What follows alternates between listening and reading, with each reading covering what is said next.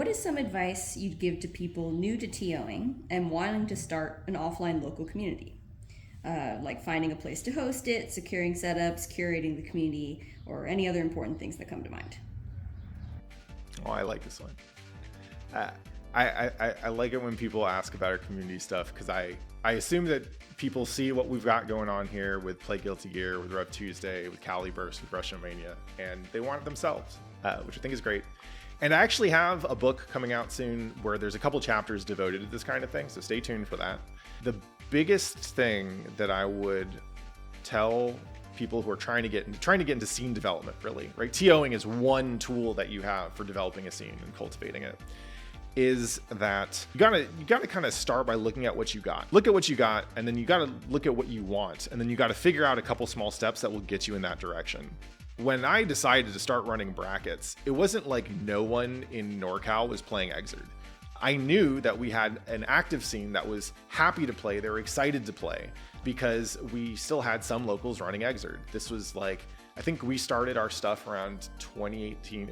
I want to say like late 2018 or early 2019. You know, at this point, I didn't run Caliburst at this point, but we had Exerd there. We had Exerd at NorCal Dogfight. And I don't remember exactly when Tag and Battle started up, but Tag and Battle was also running Exerd. So we knew that there were players that wanted to play the game because we saw them at events, but we didn't always have a regular place for them to play. And because Exerd was still delay-based netcode at the time, no one really wanted to net play that much. I started just running Exerd because they let me do it. Rose hooked me up with a spot at Wednesday Night Fights Oakland. She said, you know, here's a table, some monitors, go wild. And I was like, cool, we can do this every other week.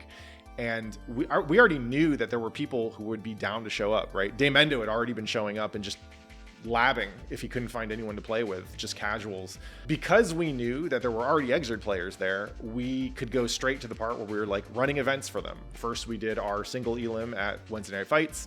Then we did beginner brackets at Caliburst, and we've done a whole bunch of other stuff since then.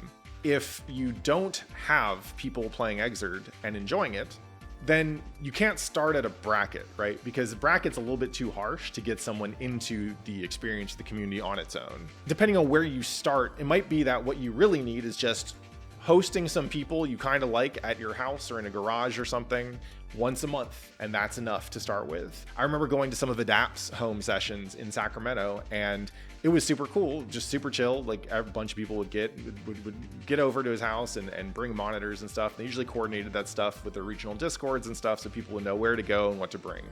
And that was a really good start. That might be enough to start with, right? Because you just need people playing the game. Maybe what you need is a channel in a regional Discord, if you have one of those or something, so that people can coordinate net play matches with people who are kind of in the area.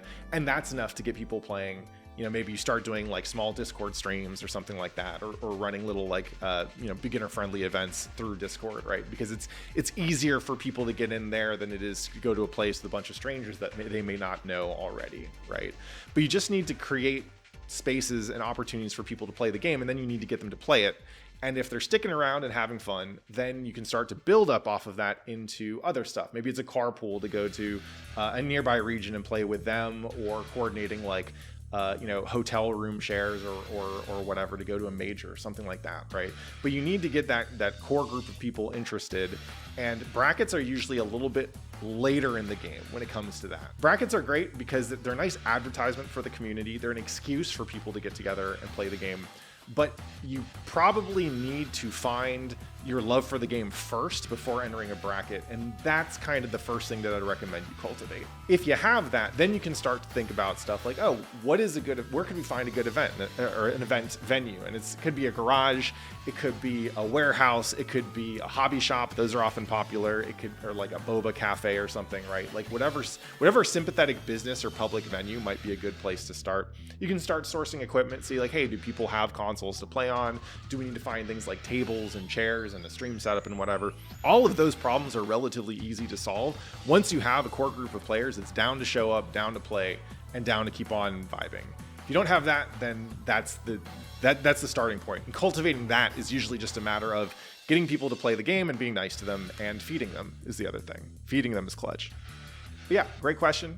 Like I said, check out the book when it comes out. That might have a little bit more assistance for y'all, and keep asking this kind of stuff because I love talking about TOing.